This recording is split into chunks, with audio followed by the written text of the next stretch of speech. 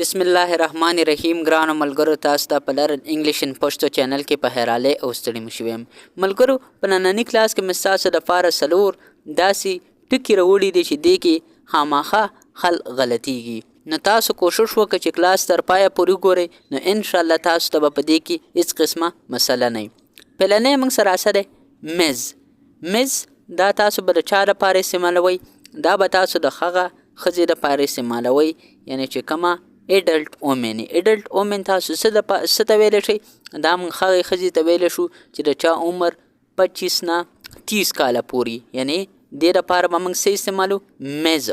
تاسو پروننسیشن هم زده کړئ د دې او تاسو دا هم زده کړئ چې دا به موږ د چا لپاره استعمالو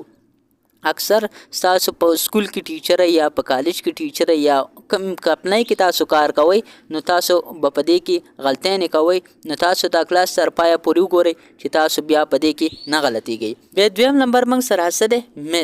مس دا به موږ د چا لپاره استعمالو دا به موږ یوز فار ګرلز آر سنګل وومن یعنی دا به موږ د چا لپاره استعمالو دا به موږ د جنکو لپاره استعمالو یعنی جنکۍ خو تاسو پیژنئ چې عمر د 12-15 سال 18-20 سال پورې چې کمی دا به موږ د دې جنکو لپاره استعمالو او د هغه ښځې لپاره موږ دا استعمالولی شو چې څوک سنګلي یعنی مثال خبره کوس د ښځې عمر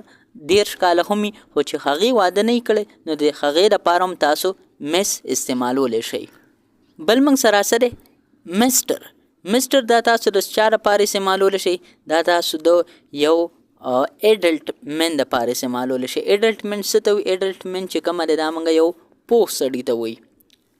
ها بل موږ سره سره مسز دا تاسو د چا لپاره استعمالول شي دا تاسو د هغه ښځې لپاره استعمالول شي چا چې واده کړی یعنی تاسو به اوس په دې باندې پوه شوئ سئ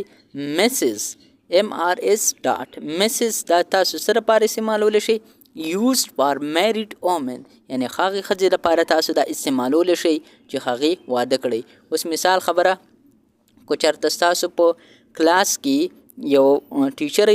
تاسو هغې سره انګلیش کې خبرې کوئ نو هغې لپاره کو تاسو چېرته مسز استعمالوئ نو تاسو دې ته کوشش کوئ چې مطلب د هغې واده کړی او که نه دی کړی کو واده نه کړی نو بیا به تاسو د هغې لپاره څه استعمالوئ تاسو چې ما مخکې کم پاټ کې ویلي بیا به ورته تاسو هغه استعمالوئ ملګرو زه امید کوم چې انشاءالله په دې شارټ کلاس به تاسو په اسانه طریقې سره پوه شوي یاستئ که بیا هم تاسو ته څه مسئله نو ما ته کمنټ سیکشن کې کمنټ وکئ انشاءالله د هر څه به زه تاسو ته په اسانه طریقې سره ایکسپلین کوم زما کوشش همدغه چې زه ستاسو لپاره کو ټاپک ورکوټئ کو غټي خو چې ستاسو په ذهن کې کم کنفیوژني کم څیزونه داسي چې هغه خل غلط وي نو زه کوشش کوم چې هغه ستاسو لپاره راوړم چې تاسو نه بیا غلطۍ نه کیږي